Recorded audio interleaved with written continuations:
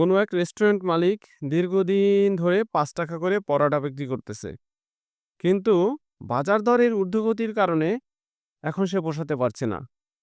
ভদ্রলোক রাজার কাছে গেল, বলল, রাজামশাই, আমি ৫ টাকা করে পরোটা বিক্রি করে পোষাতে পারছি না।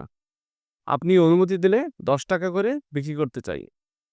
রাজামশাই বলল, তুমি কালকে থেকে ৩০ টাকা করে পরোটা বিক্রি করবে। পরের দিন থেকে ৩০ টাকা করে পরোটা বিক্রি করা শুরু হলো। রাজ্যে একটা হুলস্থুল অবস্থা। প্রজা সাধারণ ক্ষেপে গেল, চলে গেল রাজার কাছে নালিশ নিয়ে। রাজা একটু হুংকার দিয়ে বলল, এত বড় নিয়ম আমার রাজ্যে? ওকে পাকড়াও করে আমার কাছে নিয়ে আসো। সিপাহী ওকে ধরে নিয়ে আসলো। রাজামশাই রেস্টুরেন্ট মালিককে বলল, কত বড় সাহস, তুই ৩০ টাকা করে পরোটা বেচিস?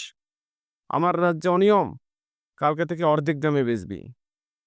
পরোটার দাম ১৫ টাকা নির্ধারণ করা হলো। প্রজা সাধারণ হাঁফ ছেড়ে বাঁচলো। তারাও বুঝলো, যাক, দাম অর্ধেক তো কমলো।